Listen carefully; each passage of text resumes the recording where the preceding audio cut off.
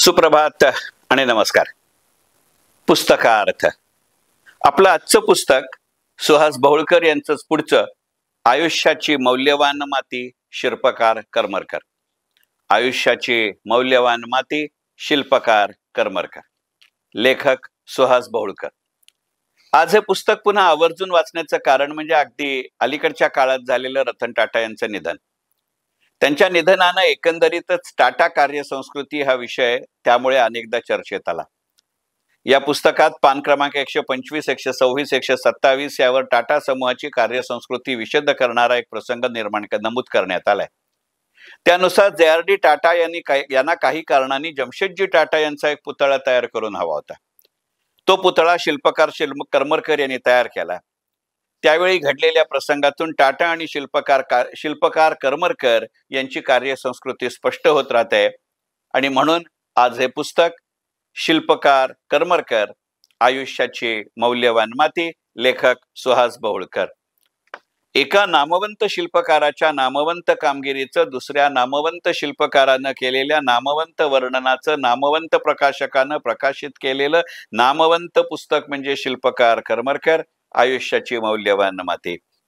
October 2015 मध्ये पहिली आवृत्ती आणि नोव्हेंबर 2022 मध्ये दुसरी आवृत्ती प्रसिद्ध झालेल्या या 309 पानी पुस्तकाचं पूर्ण नाव आहे आयुष्याची मौल्यवान माती शिल्पकार करमरकर.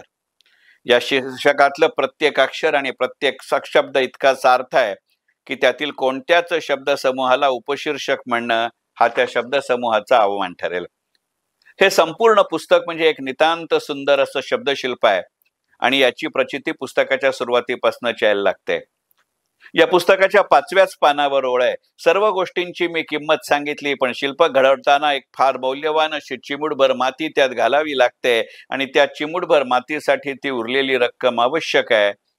आम्ही कलावंत आमच्या आयुष्याची जी माती करतो त्यातल्या चिमूटभर मातीची ती किंमत आहे. कारण कलावंताचं आयुष्य म्हणजे अपार वेदना आणि निर्मितीच्या उत्कट आनंदासह साफल्याच्या भावनेला स्पर्श करणाऱ्या घटनाक्रमांचा एक पटच असतो. या 2 ओळी म्हणजे आयुष्याची मौल्यवान माती शिल्पकार करमरकर या सुहास बहुळकरांनी लिहिलेल्या पुस्तकाचा ट्रेलर आहे असं म्हटलं तरी हरकत नाही. या पुस्तकाचं मला सगळ्यात वाचलेलं महत्वाचं वैशिष्ट्य म्हणजे या पुस्तकाचा संपूर्ण मजकूर इतका प्रत्ययदर्शी आहे की हे पुस्तक वाचून झाल्या सासवण्यात जावं, तो सारा परिसर या पुस्तकात सांगितल्याप्रमाणे पाहावा आणि मग तिथेच बसून हे पूर्ण पुस्तक पुन्हा एकदा अथपासून इथेपर्यंत वाचावं असं प्रत्येक वाचकाला वाटत राहतं. या पुस्तकाचं एक दुसरं असं वैशिष्ट्य म्हणजे याची सर्वांगीणता. शिल्पकार विनायक पांडुरंग करमरकर, 2 ऑक्टोबर 1891चा जन्म आणि 13 जून 1967चा मृत्यू.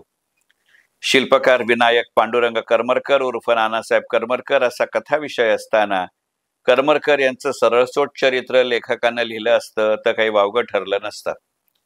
पण सुहास बहुळकर तसं करत नाहीत.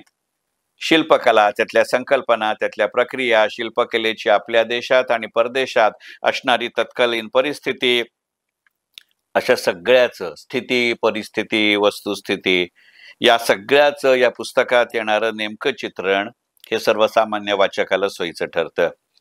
शिल्पकार करमरकर यांना अश्वारूढ शिवाजी महाराज या प्रकल्पाचं काम ज्या गणपतराव म्हात्रे यांच्याकडचं काम काढून मिळालं त्या गणपतराव म्हात्रे यांची सुद्धा सविस्तर दखल हे पुस्तक घेतं. त्या व्यतिरिक्त करमरकर आणि समकालीन शिल्पकार असं एक स्वतंत्र प्रकरणच या पुस्तकाच्या उत्तरार्धात आहे. अगदी त्या शिल्पकारांच्या नावाजलेल्या कलाकृतींच्या छायाचित्रासहित सविस्तर संदर्भांची अशी या पुस्तकातली असंख्य उदाहरणं वाचकाला तृप्त आणि पुस्तकाच्या प्रतिपाद्य विषयाला संतृप्त करत राहतं. या पुस्तकाचा असाच अजून एक लक्षणीय भाग म्हणजे त्यातली शब्दरचना किंवा शब्दसंपदा.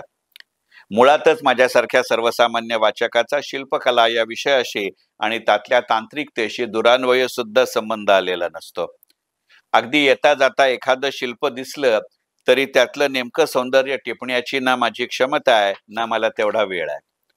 त्यामुळे शिल्पकार नानासाहेब करमरकर यांनी निर्माण केलेली विविध शिल्प बघताना आपण नेमकं काय पाहिलं पाहिजे याचं वर्णन अतिशय आर्जवानं लेखक सुहास बहुळकर या संपूर्ण पुस्तकात करत राहतात.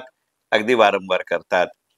उदाहरणार्थ शिल्पकार करमरकर यांनी बनवलेला गांधीजींचा पुतळा हा विषय मांडताना लेखक सुहास बहुळकर सांगतात, नजर खाली असतानाच डोळेही विचारमग्न भासतात. नजर खाली असतानाच डोळेही विचारमग्न भासतात. अशा उदाहरणांनी आकार वर्तनासारखा आगळा वेगळा शब्द वाचकाच्या मनात कायमचं स्थान मिळवून जातं. या पुस्तकातला असाच एक सुंदर शब्द म्हणजे अनुकृती. निव्वळ कॉपी आणि प्रेरणा यातला फरक नेमकेपणानं सांगणारा शब्द अनुकृती. लेखक सौस बहुळकर इथे इतकं छान लिहून जातात, शिल्पाकृती म्हणजे केवळ मूळ वस्तूची अनुकृती नव्हे. अश्वारूढ छत्रपती शिवाजी महाराज यांचा एकसंध पुतळा निर्माण करण्याआधी शिल्पकार करमरकर यांनी शिवाजी महाराज यांचा जसा अभ्यास केला तसा घोडे, अरबी घोडे या विषयाचाही अभ्यास केला. त्याचं वर्णन या पुस्तकात असं येतं. शिकलेल्या घोड्याचे कान स्वाराच्या सूचना ग्रहण करण्यासोबतच स्वतःचं भय, आनंद, धोका, हट्ट, विरोध अशा भावनाही व्यक्त करतात आणि शेपटीही कानांना साथ देते. हे पुस्तक हातात घेतल्यापासून ते वाचून पूर्ण करून खाली ठेवेपर्यंत मला सारखी आमच्या गुंतवणूक क्षेत्राची आठवण येत होती. अशी आठवण येण्याचं पहिलं आणि महत्वाचं कारण म्हणजे या पुस्तकाच्या तपशीलवारात प्रस्तुत लेखकानं घेतलेली प्रचंड मेहनत. या पुस्तकाच्या तपशिलांवरती लेखकानं घेतलेली प्रचंड मेहनत. आमच्या गुंतवणूक क्षेत्रात नेहमीच म्हटलं जातं की deal with the details first as details decide the deeds. Deal with the details first as details decide the deeds. अन्यथा अश्वारूढ छत्रपती शिवाजी महाराजांचा एकसंध पुतळा निर्माण करण्याचं इतकं तपशीलवार वर्णन सहजासहजी शक्यच नाही. शिवाजी महाराजांची उंची 5 फूट 4 इंच होती आणि घोड्यावर स्वार असताना त्यांच्या हातात असणारी तलवार 54 इंच लांब होती. ही माहिती मी इतिहासकार आणि इतिहासतज्ञ मंडळींनी लिहिलेल्या पुस्तकात याआधी सुद्धा कधी वाचली नव्हती.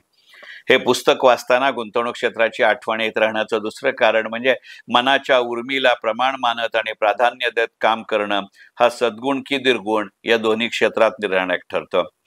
गुंतवणूक आणि शिल्पकला या दोन्ही क्षेत्रात इतिहास निर्माण करणं आणि इतिहास जमा होणं यातली विभाजन रेषा नको इतकी अस्पष्ट आहे.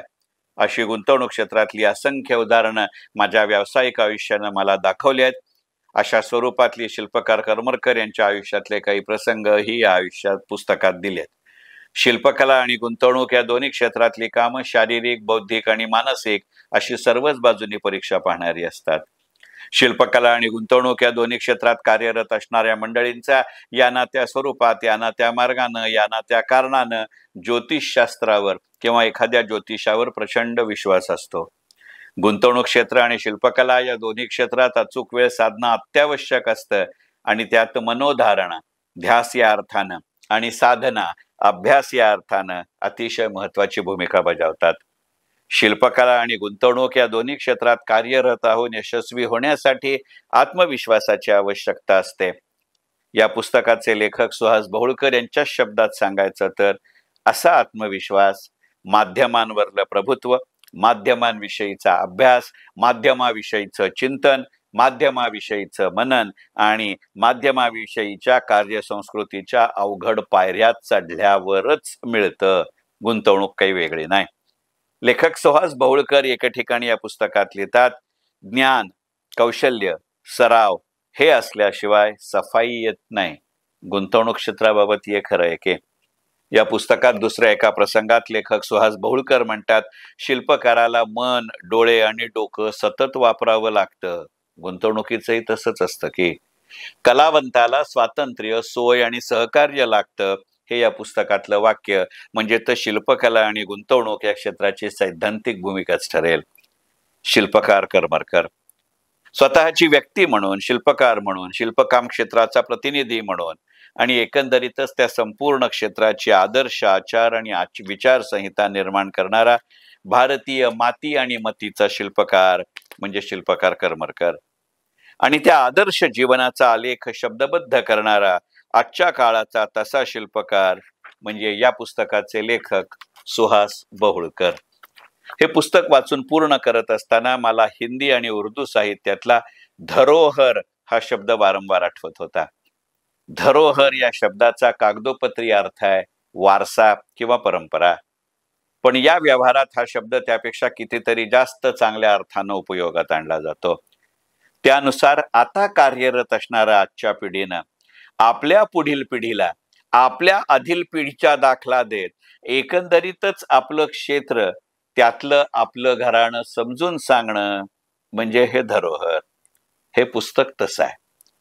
जणू काही शिल्पकार नानासाहेब करमरकर या आधीच्या पिढीतल्या दिग्गजांच्या परिचयाच्या निमित्तानं आजच्या पिढीतले आघाडीचे शिल्पकार, खरं म्हणजे अग्रगण्य शिल्पकार सुहास बहुळकर सर्वसामान्य वाचकाच्या आजच्या पिढीला शिल्पकारी समजावून सांगतायत. अशा अर्थानं धरोहर असणारं पुस्तक म्हणजे आयुष्याची मौल्यवान माती, शिल्पकार करमरकर, लेखक सुहास बहुळकर. पुस्तकार्थ. मनपूर्वक धन्यवाद.